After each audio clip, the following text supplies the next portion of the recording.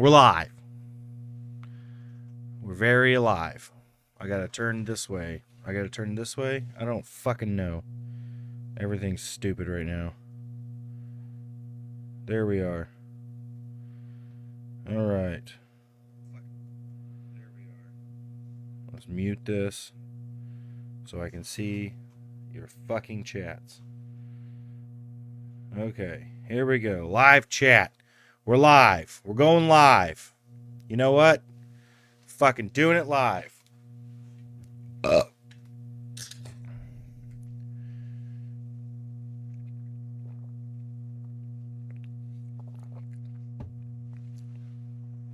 Welcome to Hot News with your host, Billis5K, also known as Billis Owings. I don't care. Call me anything you want. You just don't call me late for your funeral.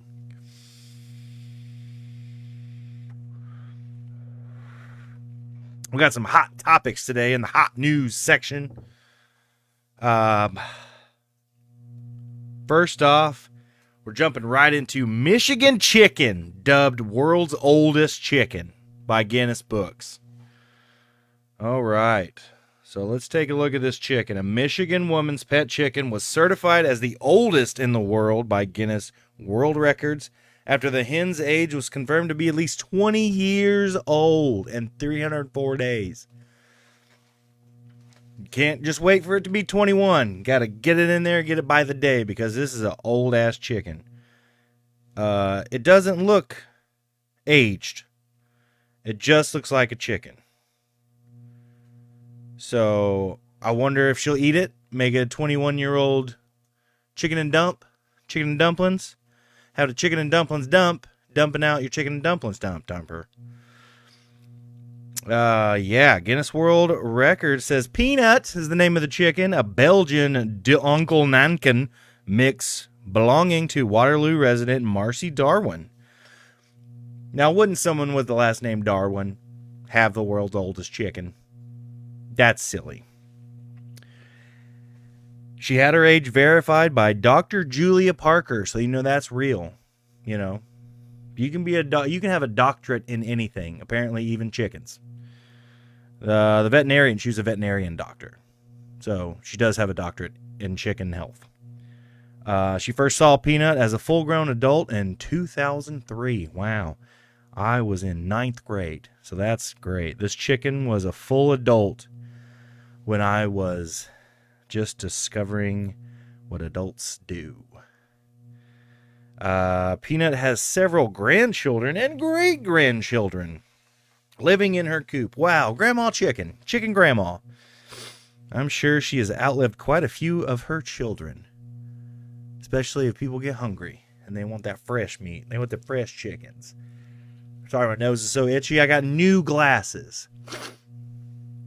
Darwin said Peanut almost didn't survive past her own hatching. Wow. So it's a real triumph story. Okay. I ended up peeling it out of the egg. As the chirping grew fainter, I feared the chick would not survive.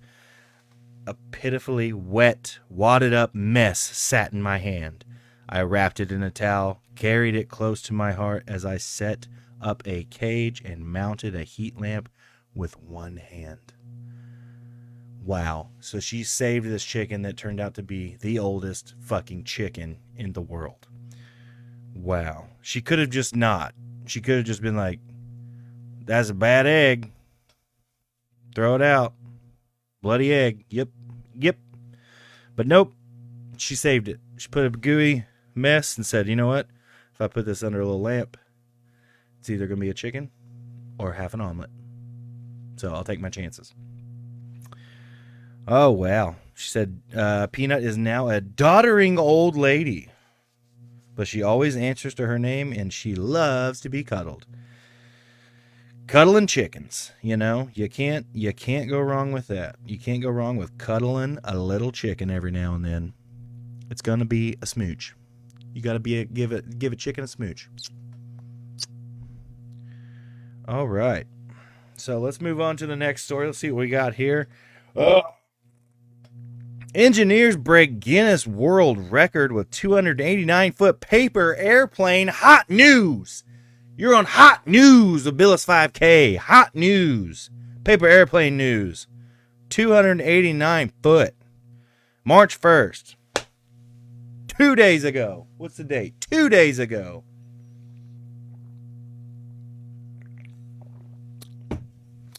A trio of engineers broke a Guinness World Record when they created and threw a paper airplane that flew a distance of 289 feet. Are you fucking serious? That's far. That's almost a football field. Football field's 300 feet. 320 feet end zone to end zone. Goalpost to goalpost. We're talking Brett Favre style football throwing, but paper airplane. 289 feet and 9 inches. Wow. Dylan Ruby and Garrett Jensen, who work for Boeing, they work on real planes that can fly an infinite amount of feet, and they're playing with this shit. That's interesting. Teamed up with a fellow aerospace engineer. We got the aerospace involved in the paper airplane competition. And also Boeing, that makes war jets. Wow, spent 4 months experimenting with paper plane designs before taking on the Guinness World Record. Wow. I don't know enough about politics to say taxpayer money well spent, but probably taxpayer money well spent. Wow. The final design was put to the test in Crown Point, Indiana, where Ruby Rubble, his name is Rubble. I thought it was a capital I, but it's a L. So lowercase l is a capital I in the English language. So good luck learning English if you can't understand it yet. Rubble managed to break the world record on his 3rd try. Because they spent 4 months designing a paper goddamn airplane. That's why. The flight of 289 feet and 9 inches broke the record of 252 feet and 7 inches, which was set by Chi Ai-jian, Shin Moo-jun, and Kim Kai-tae in April 2022. And I said all of those names perfect. Don't at me. All right, moving on to the 3rd story. Hot news! Hot news! It's the hot news of Billis 5K. Hot news! The monster's working.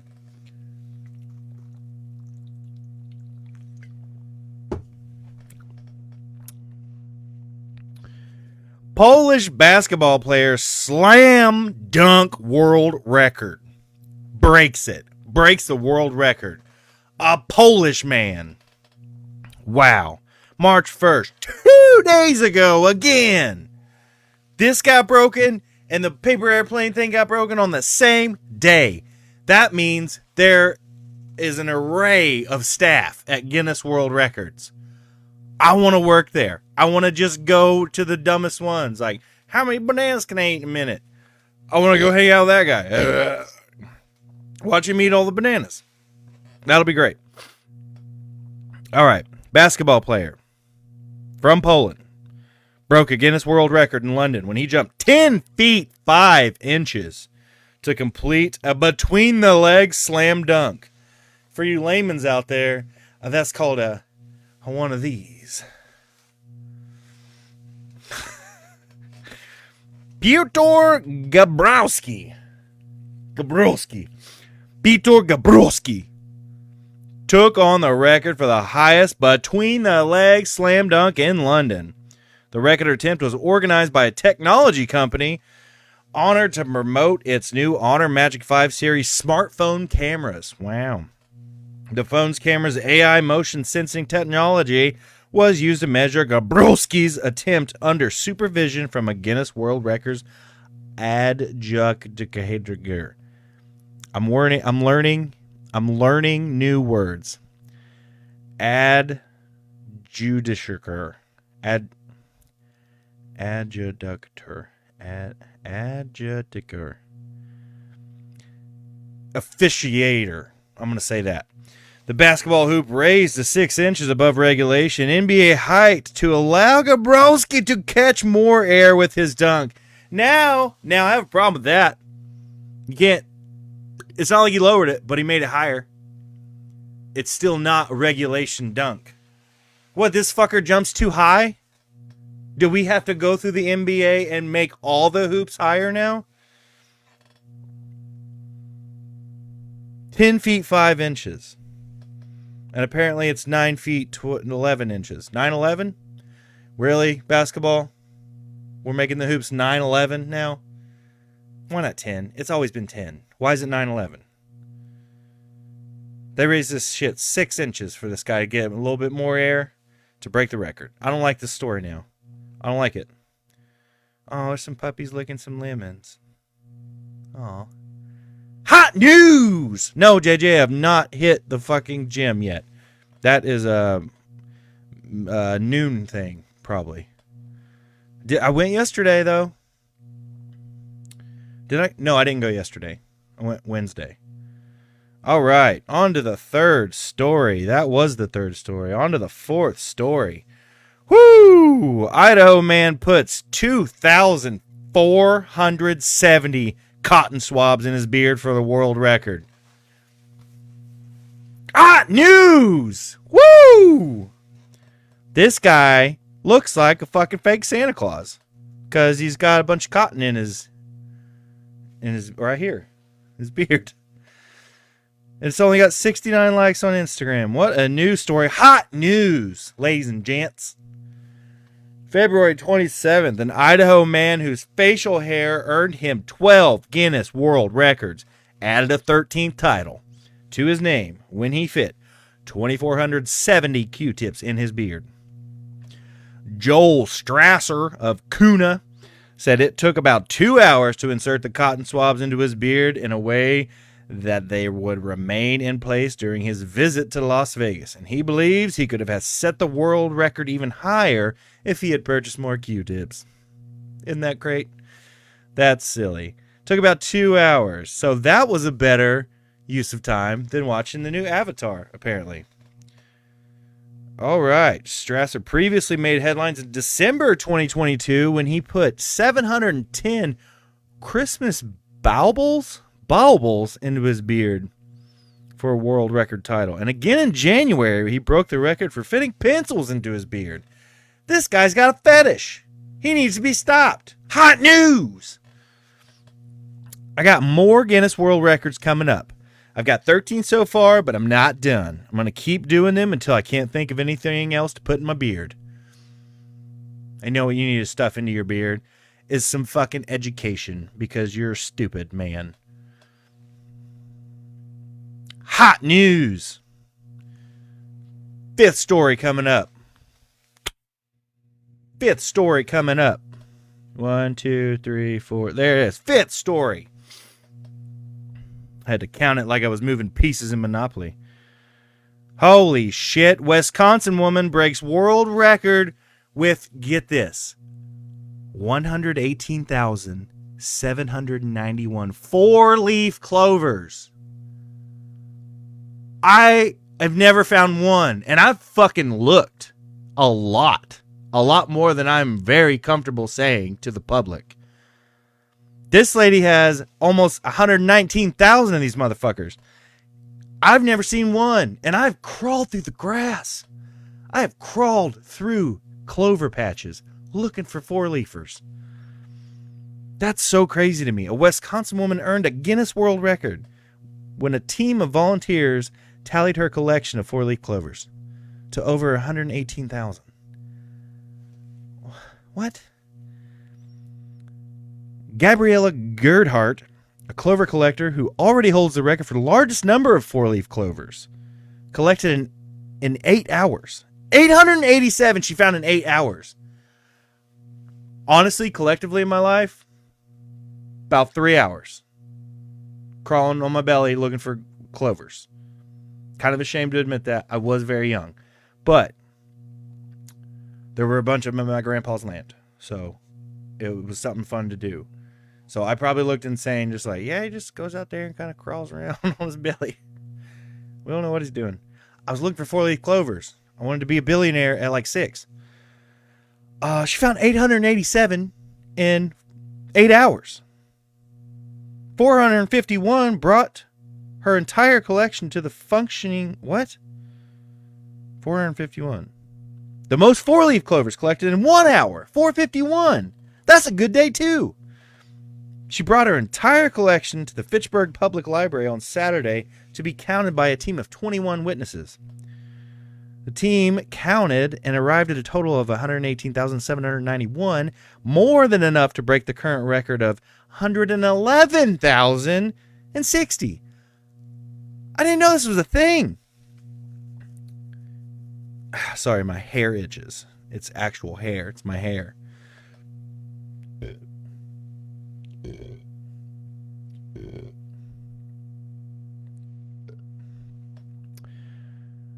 Wow.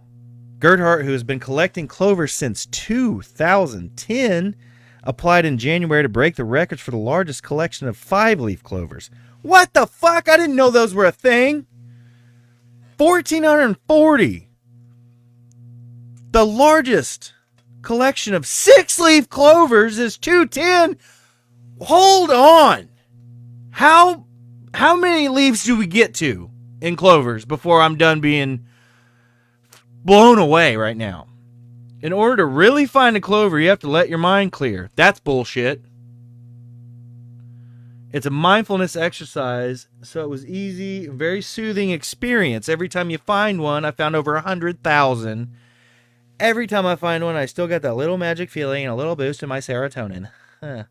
Well, that's nuts, because I looked so hard.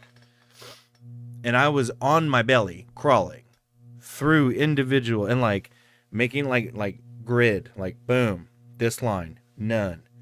Move up, this line, none. Move, this line, none. Touching each individual one, going 1, 2, 3. 1, 2, 3. 1, 2, 3. 1, 2, 3.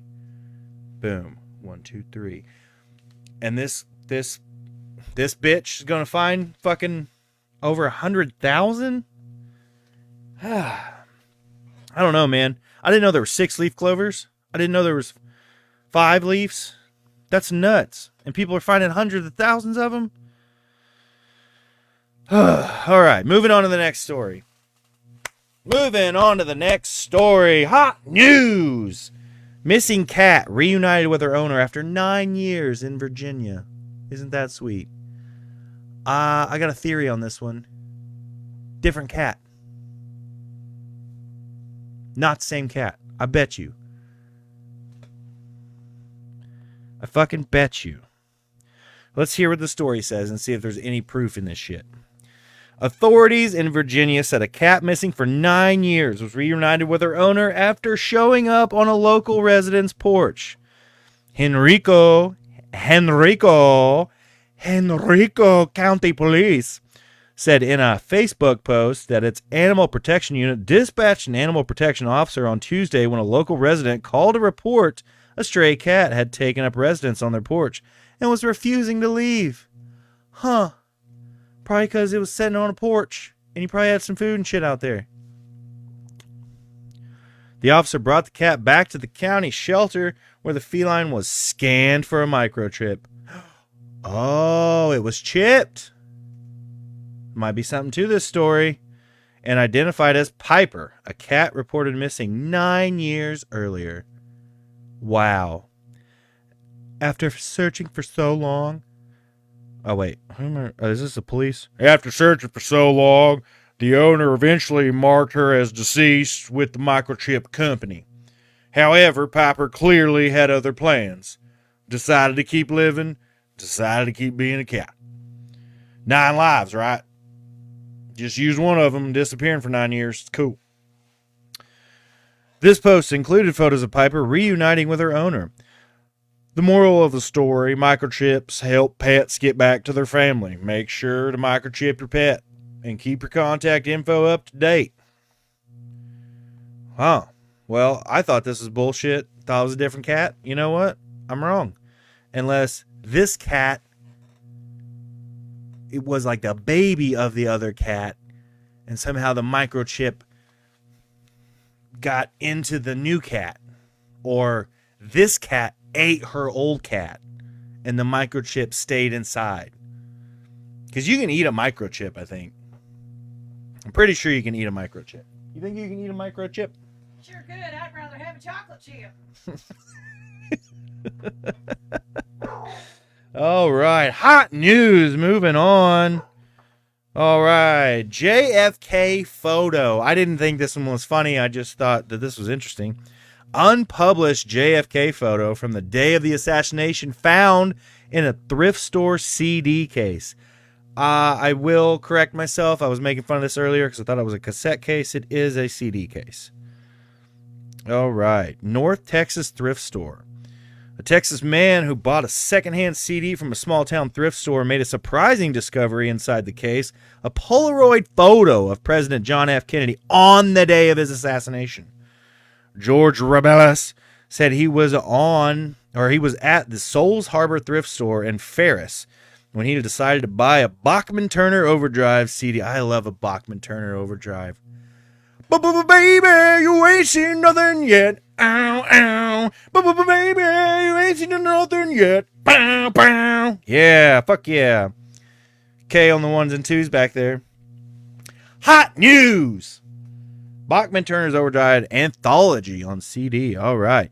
Rebeles said he didn't open the CD case until about a month after the purchase, and he discovered an object inside that soon realized was a Polaroid photo. The photo depicted JFK riding in his motorcycle in Dallas. Oh, he doesn't have a motorcycle. He died in a car. JFK didn't die in a motorcycle accident, like most of you people think. The photo depicted Kennedy riding in his motorcade in Dallas. The date written on the back of the photo was 11/22/63. Now that's crazy because they wrote the name of a show that they made about that time for that James Franco's in. Wow. The day of Kennedy's assassination. I was shocked, Rebeles said to WFAA-TV, and that's putting it mildly, because I was shocked. Hot news! Rebeles said he knew it was an unusual find in the thrift store CD case. Of course. Realized immediately that this was an unpublished photograph, so I was excited. Come swing! I was excited. Rebeles said, it just struck me as odd to find it in the CD case. Who takes a picture and tries to put it on the CD? Ferris Rookstool III, a former FBI analyst and JFK historian, said the photo appears to have been snapped as the motorcade left Love Field. Wasn't loving that day, was it? Yeah, that was the sound of the bullets. A good distance from the location of the assassination. I just hope that someone will look at this and say, you know what? That's pretty nice to have something from history to see something that no one else will probably say in 60 years. Rockstool said. Rebeles said he hasn't yet decided whether to keep the photo or try to sell it to a collector. The National Archives and Records Administration released nearly 13,000 documents related to the Kennedy assassination in December of 2022. Wow. Acting on an executive order from President Joe Biden, White House Press Secretary Karen Jean-Pierre said that 97% of the Kennedy collection is now available to the public. So the 6th floor museum, about to get a 7th floor. All right. So that is hot news for right now. We got one more story. I don't know if it's good. Rockstool. I think I had that this morning. Oh, yeah. You had the Rockstool. Nice zinger and Pam Van Zant. Baby, you ain't seen nothing yet. I'm trying to think of a Van Zant song. It's just Skinnerd. Alabama. Yes. All right. Last story of the day for hot news. This comes from the UPI. It's a website. I don't know what it stands for.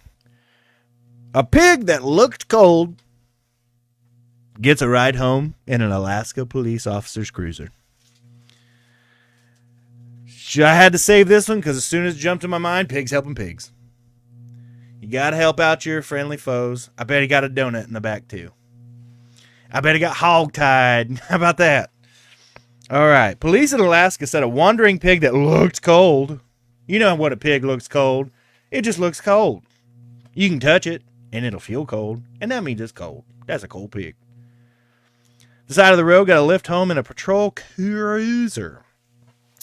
The Anchorage Police Department posted a photo to Facebook showing the pet pig riding in the back of one of the department's patrol cruisers in Fairview. Taxpayer money hauling around farm animals. I love it.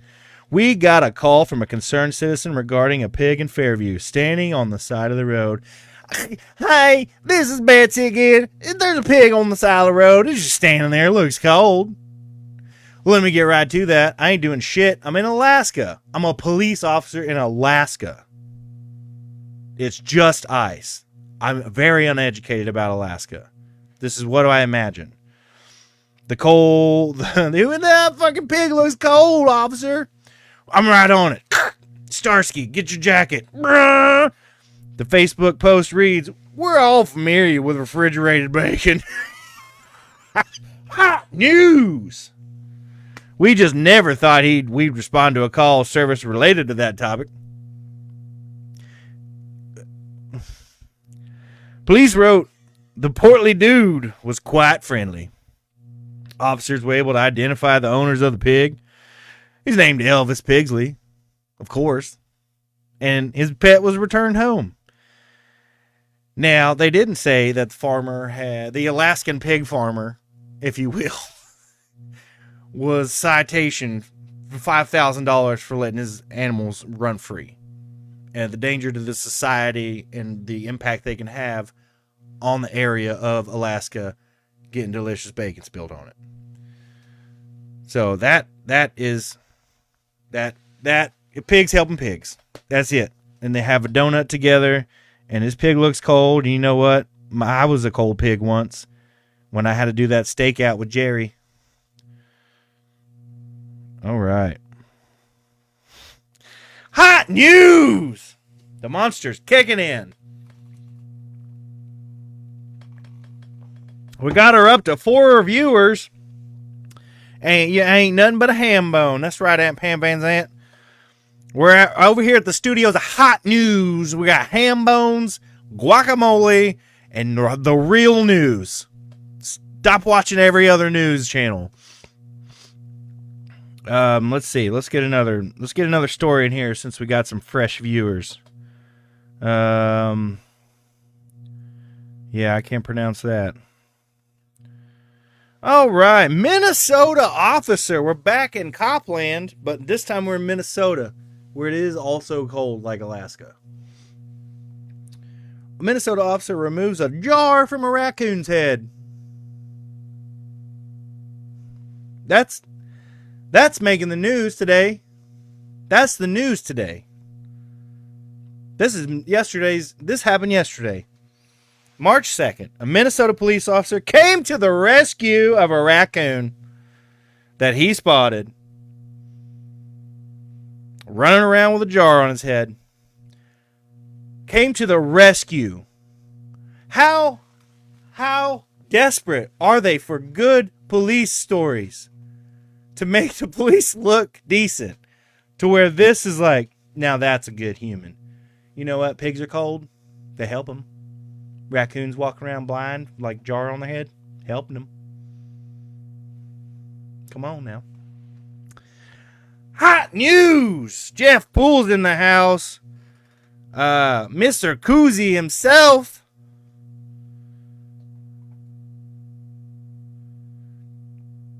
Yeah, that's the whole story. He took the fucking bucket off of the head of a raccoon. That's stupid. I hate that. I hate that cop. I wish he was in the news for worse things, honestly.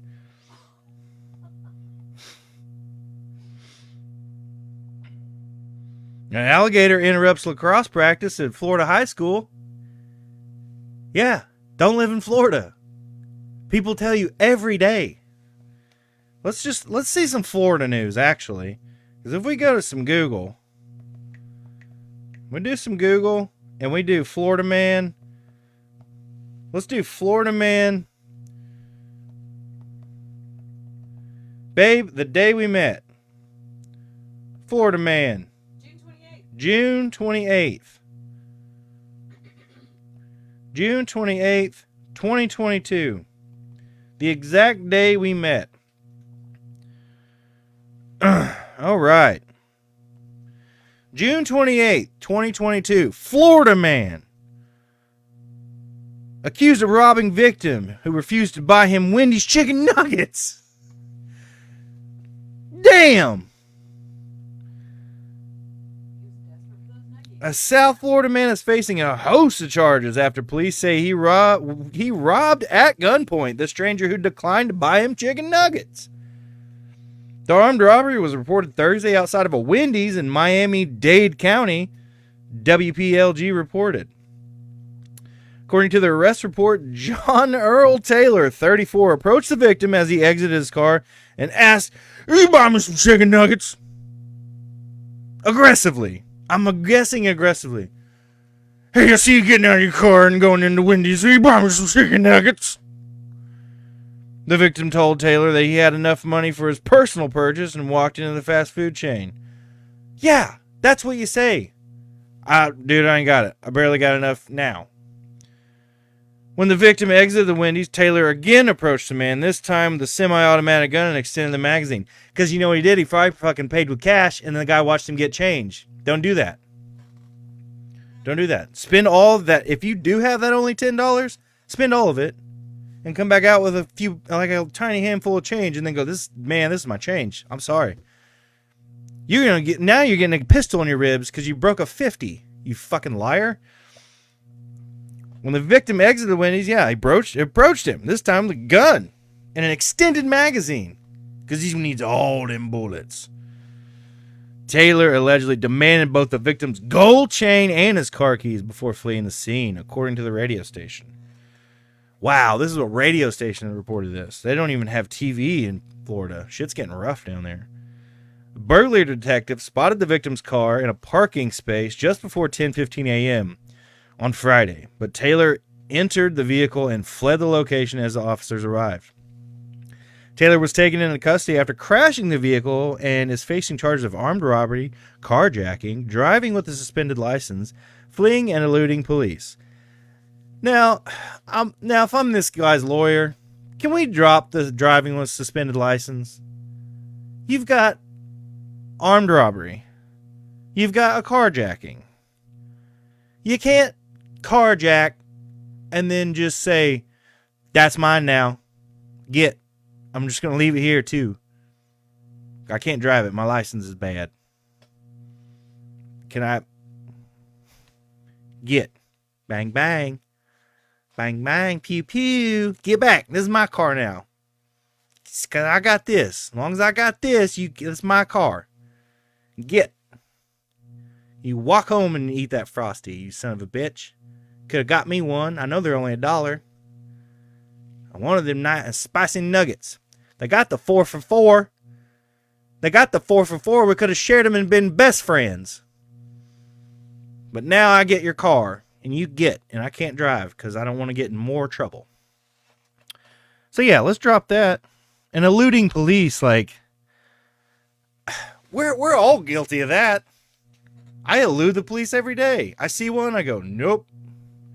I'll go down that aisle in about 12 minutes when they're not on that aisle anymore. Oh, that cop has got his blinker on to turn right. I'm going to go straight now. I ain't dealing with it.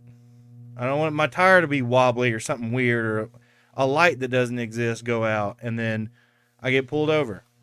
And then they want to search me and find all my crack. Hot news!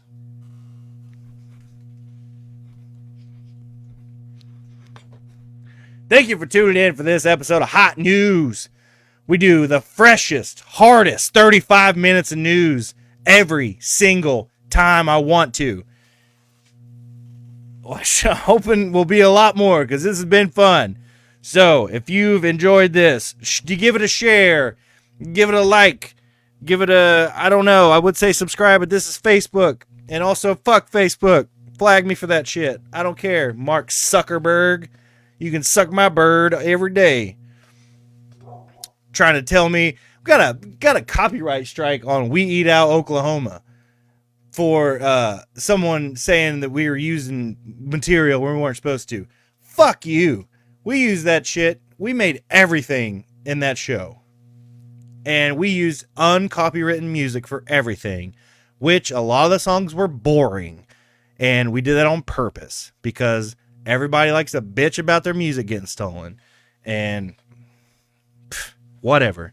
Hot news out. Enjoy your Friday.